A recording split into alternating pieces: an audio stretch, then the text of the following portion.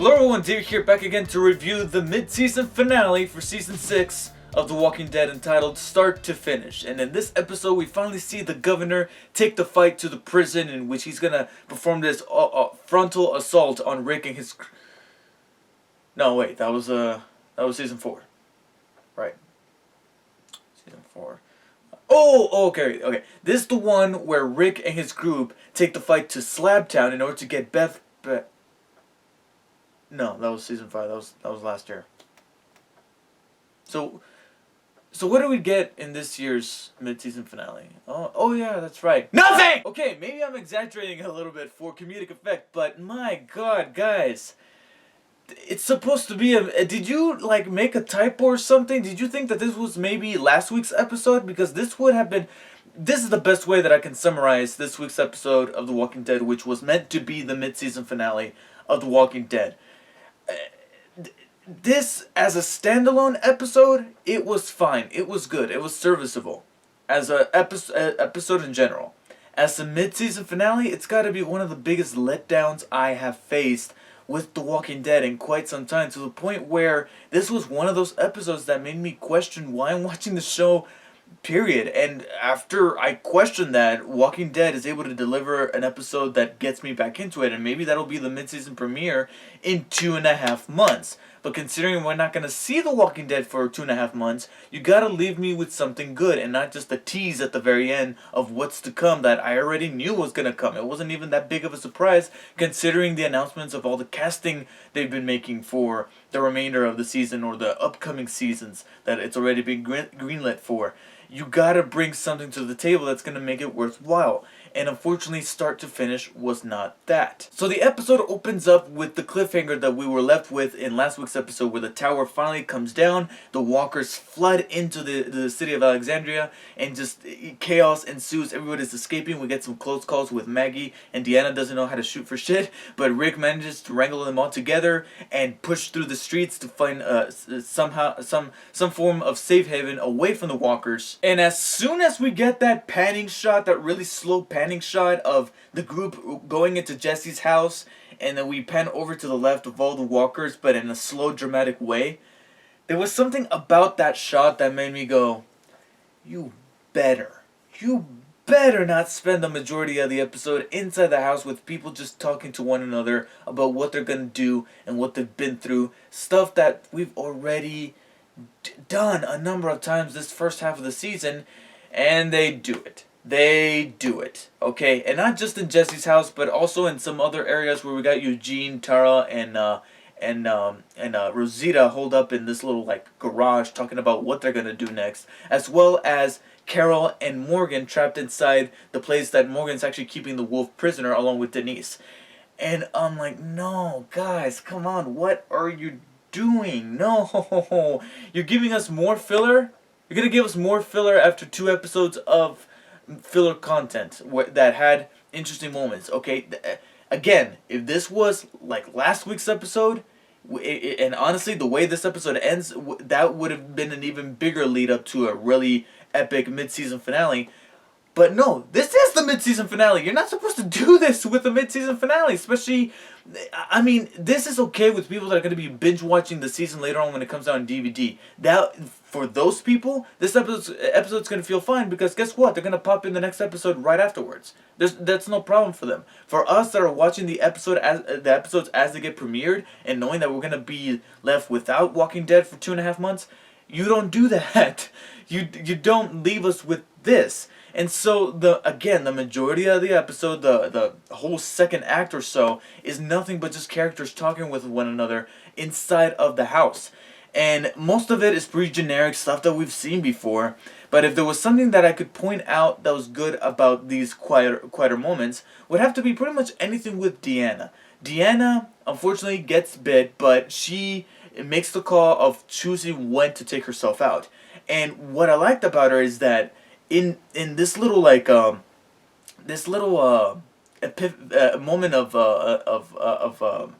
of self-discovery, I guess you could say. She cracks jokes, like Rick says, and she becomes that character that we initially met back in like season 5. Because if you haven't been keeping up with Deanna, she's been in like some form of rut for some time now, especially after in this season, especially after the death of Reggie, her husband.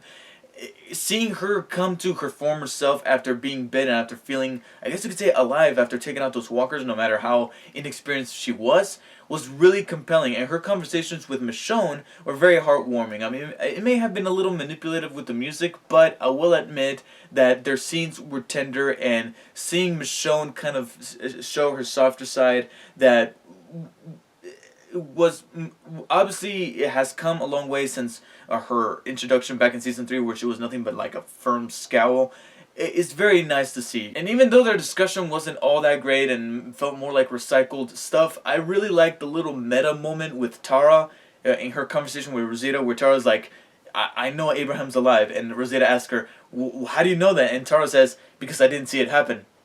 Pretty much summarizes every single fake death of Glenn or any other character in The Walking Dead. But guess who is amongst Rick's group holed up in that house that just made things all the more frustrating? You got Carl and you got Ron.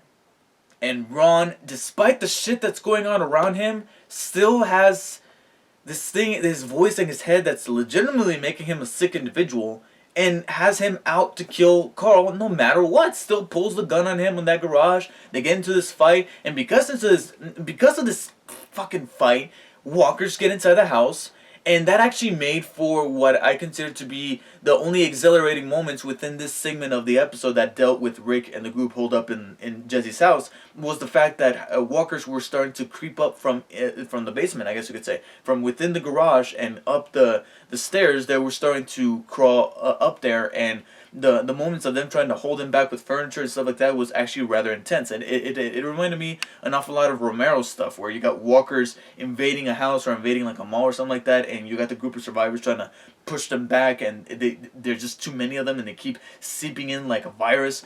That was cool.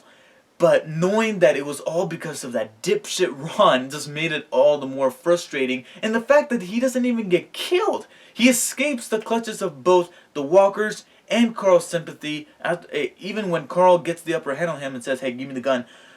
Oh my god. If there was any silver lining, it would be that for once Carl delivered a line that made me actually side with him, which is the line where he's like, hey, I know what it's like. I understand my dad killed your dad, but guess what? Your dad was an asshole. I can already see all the Vine compilations of all those dudes going, ooh! And to add fuel to the fire, we now have this little fuck. Sam, Jesse's other son, who has been upstairs in his room this entire time, and because of that, he hasn't presented that much of a problem. But once the problem, I guess you could say, comes to his house, and he is there, he is now officially added to the list of frustrating characters amongst The Walking Dead that you just want to see die. I mean, I'm sorry, I know he's a kid, I know he's younger than Ron, but I feel bad for Jesse for giving birth to two of the stupidest characters amongst the zombie apocalypse, because this kid would not shut the fuck up, especially in that ending scene. Mom, kid.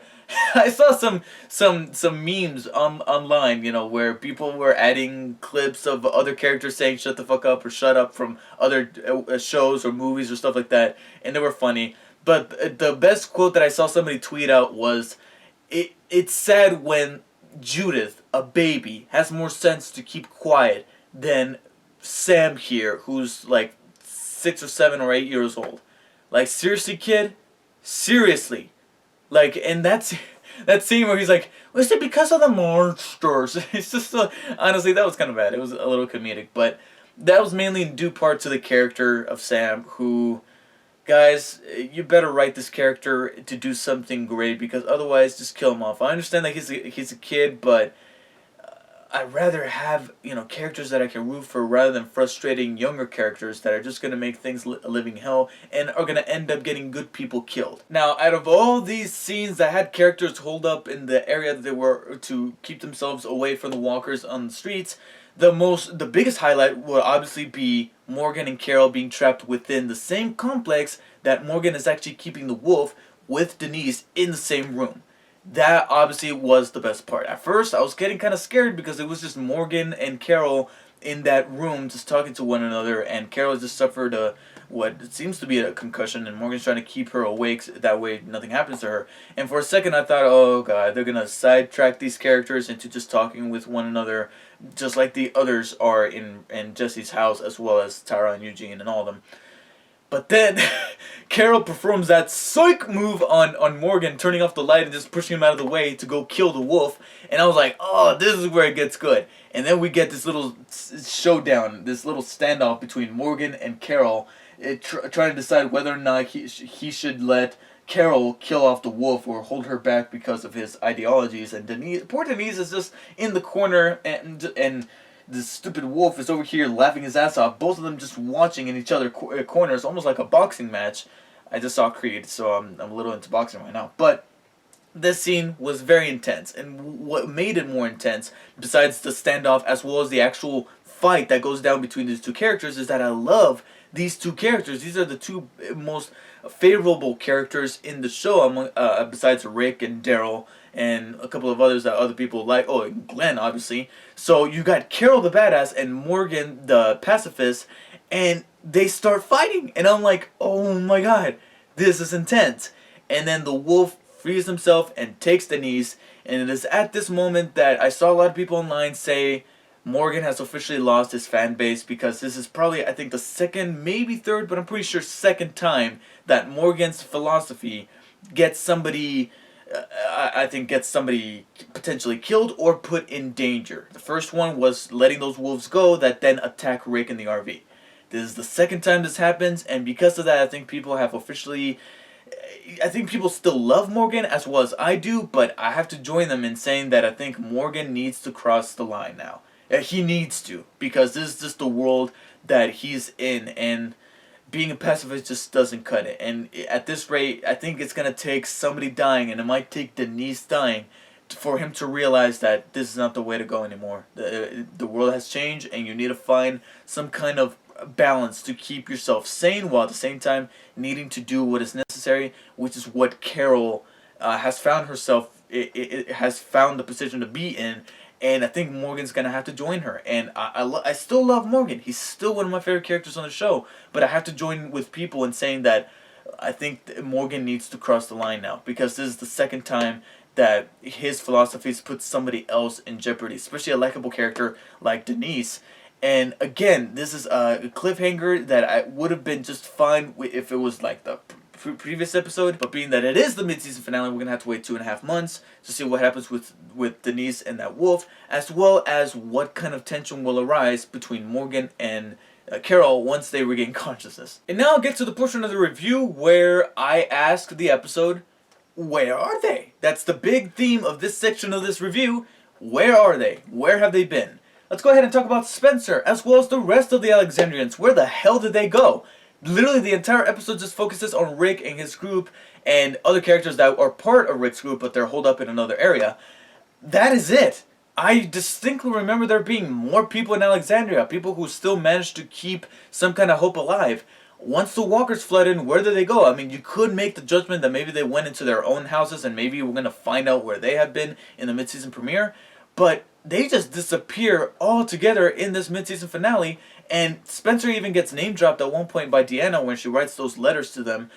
Where the hell was he? Maybe if we focus less time on these conversations with these people within the house that were meant to be filler, and focused more on Spencer and other people of Alexandria, not just talking with each other, but trying to form a plan of wanting to regroup all together, because they know that if anybody's going to make it out of this alive, it's going to be Rick and his group, because they know how to deal with this kind of thing. That would be the more sensible and smart thing to do, especially after that stupid move that Spencer pulls off last week's episode where he was trying to cross that rope. That would have been a perfect redeeming quality, but they're gone. They're not in this episode whatsoever. And then poor Glenn, he gets revealed to be alive in last week's episode, and he finds himself at the doorstep of Alexandria, especially after that tower gets knocked down. What does he get? 2 scenes. in this mid-season finale, at the beginning where he makes his plan to go to what he said, the west wall, because that's not where the walkers are, because they're coming from the east wall, and then he says the exact same thing to Enid that he did practically in last episode, and then at the end he sees Maggie being a damsel in distress practically after being caught up there in that tower with the walkers down at the bottom, and that's it. He doesn't do anything else. You get this big reveal that he's alive in last week's episode, and he doesn't get to do jack shit in the mid-season finale. And then you got Daryl, Sasha, and Abraham. Where the hell were they? How long does it take to travel from where they were last seen in that solo episode to Alexandria, especially after hearing help in that walkie-talkie? What did that all mean? Oh yeah, they were busy being in that end credit scene that was built to not do anything else except tease Negan by name-dropping Negan. Okay, that's cool and all, don't get me wrong. I felt a little giddy saying having that guy, that savior, I believe his title is called, that savior walking up to them being like, your property now belongs to Negan. Don't get me wrong, it does kind of psych me up for the remaining 8 episodes of Season 6, especially the introduction of Negan in that finale. But that is it. Alright, I already know that Negan is coming because they cast Jeffrey D. Morgan in the role. I know that he's coming. This isn't that big of a surprise. If there was no mention of Negan whatsoever and he was name dropped in this end credit scene, that would have been perfect. But we already know that he's coming. So just to have Abraham, Sasha, and Daryl once again being given this thankless role to just be in the scene just to tease Negan, I'm like, come on guys. Have them show up in Alexandria. Take care of some of these walkers. Perform some kind of plan. That would have made for a very exhilarating mid-season finale. But instead, it's all set up. It's all set up. It's all set up. And then we get that ending that I will admit, whenever a character in The Walking Dead, whether it be the show or even the Telltale video game or the comic books, whenever a character or a group of characters do the method of covering themselves up in guts to walk amongst a large group of walkers, that's always nerve-wracking to me, but in a good way. And so to have the episode end that way was satisfying.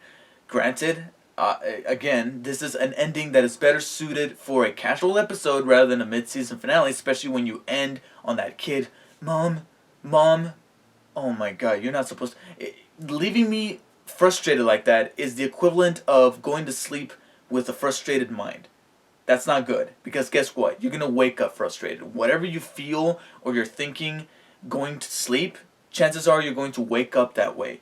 And I just feel like that's going to happen with the ending of this episode and the beginning of the mid-season premiere later on in February. However, is it just me, or did I feel like maybe Gabriel was going to bite the dust in this episode, considering how much screen time he was getting? I felt like he was going to get killed off, and maybe he will in the mid-season premiere. But for now, we have to do with more of him being the Gabriel that we all wish he was dead, except he didn't do anything that frustrating. Like I said, he's been in the background so much that I'd rather see Sam or Ron get eaten alive rather than him at this point. And I guess while I'm on the subject of the ending, I will go ahead and point out Deanna's death, which was the only actual mid-season finale-ish type of thing that happened in this mid-season finale, to be honest.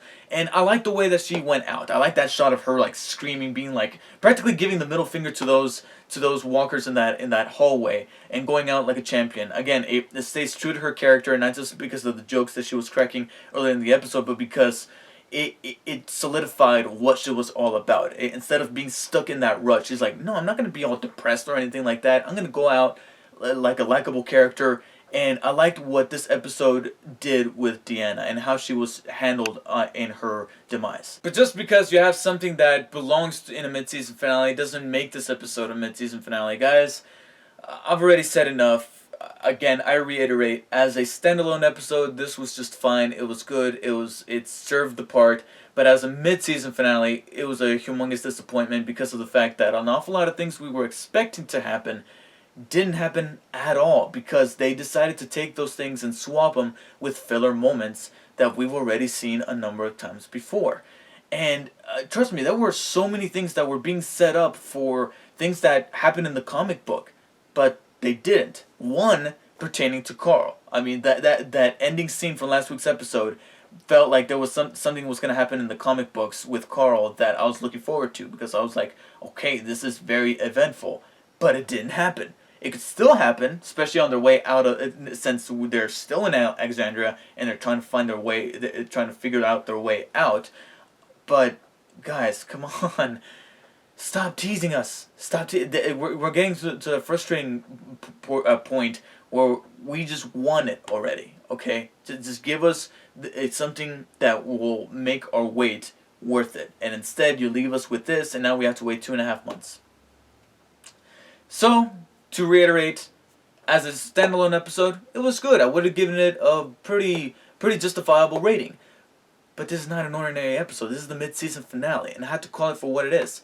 So I give, start to finish, a solid 7 out of 10.